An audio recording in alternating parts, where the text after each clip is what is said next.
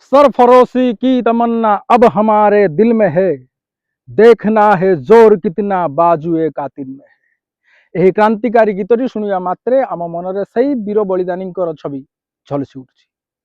बिस्मिल आजिमाबादी यही क्रांतिकारी गीतटी को जो वीर बलिदानी अमर कर से आउ कहीं नुहति, से होउछंती आमर अमर शहीद राम प्रसाद बिस्मिल। आज 19 डिसेम्बर जहाँकर बलिदान दिवस।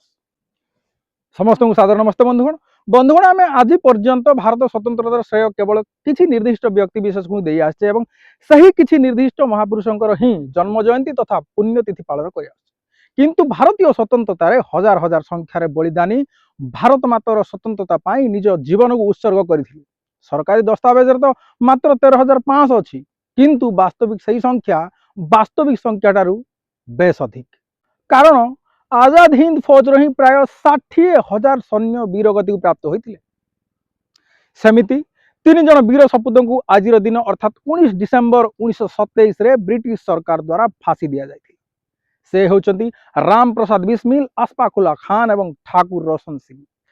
यही 3 महान क्रांतिकारी को काकोरी कांड बा काकोरी कन्स्पिरेसी बा काकोरी ट्रेन रबरी केस रे दोषी साब्यस्त करी आज दिन में फांसी खुंटे झुले दि जाए। जार मुख्य सूत्रधार थिले राम प्रसाद बिस्मिल। से एकाधारे जड़े अग्रणी लेखक, साहित्यिक एवं इतिहासकार एवं बहुभाषी अनुवादक मध्य थिले। पंडित राम प्रसाद बिस्मिल जीवन 11 जून 1897 जन्म हुए उत्तर प्रदेश शाहजहानपुर रे। पिता होउचंती मुरलीधर एवं माता श्रीमती मूलमती जी। से किशोरावस्था ही अत्यंत उदंड थिले। घर से निजे पैसा चोरी करी सिगारेट, निशा, भांग आदि व्यवहार करने सहित अश्लील उपन्यास पढ़िबारे निज जीवन को काटुथिले। प्राय 40 रु 50 गोटी सिगरेट दिन को से टाणी देउथिले। दिने जिनिस पत्र सफा करू करू माता मूलमती ए सब पुस्तक देखिले एवं से सब पुस्तक को चिरी देवा सहित राम प्रसाद बिस्मिल को दंड मध्य देइथिले, शारीरिक दंड, जहा राम प्रसाद बिस्मिल निजर आत्मचरित्र उल्लेख करती। किंतु विधिर विधान किसी अलग ही थिला। से समय शाहजहानपुर आर्य समाज मंदिर जड़े सन्यासी स्वामी सोमदेव जी आसती एवं राम प्रसाद बिस्मिल संस्पर्श आसती। बिस्मिल प्रत्यह आर्य समाज मंदिर सहित जड़ित रुहति। आर्य समाजी हो जाती तथा ब्रह्मचर्यर पालन करने आरंभ कर। आउ एक प्रसिद्ध क्रांतिकारी भाई परमानंद लिखित पुस्तक तवारीखे हिंद पढ़ी बिस्मिल विचारधारा बदली जाए। से संपूर्ण भाव में प्रभावित हुंती से पुस्तक उपरे तवारीखे हिंद एवं प्रतिज्ञा करती जे ब्रिटिश मानक दमन लीलार प्रतिशोध नेबे। बिस्मिल जी संपूर्ण भाव में स्वामी दयानंद तथा आर्य समाज कट्टर अनुयायी हेबा सहित प्राय प्रत्येक प्रवचन एवं प्रत्येक आर्य सम्मेलन में भाग नेबाकू चेष्टा करती। बिस्मिल जी परिवार सनातन परंपरा तो थिले, आस्था तो सनातन परंपरा रे थिला ही थिला, किंतु पिता संपूर्ण भाव में पौराणिक थिले।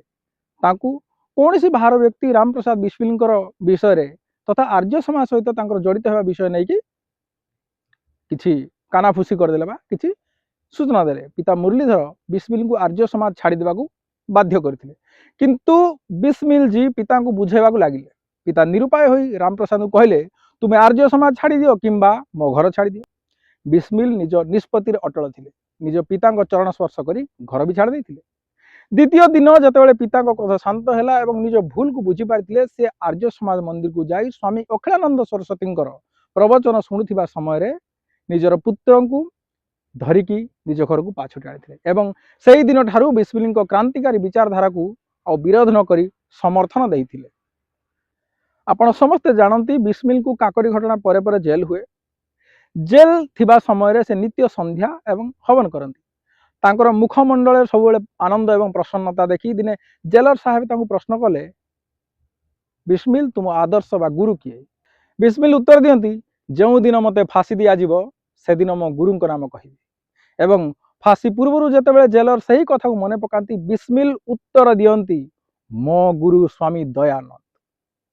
बिस्मिल शेष दिन अर्थात 19 डिसेम्बर 1927 जो दिन फांसी हेबार थिला सकाळ 3टा बेलू शଯ୍या त्याग करी नित्यकर्म पर ईश्वर स्तुति करती और वंदे मातरम तथा भारत माता की जय नारा दे फांसी स्थल आड़ को अग्रसर हुंती।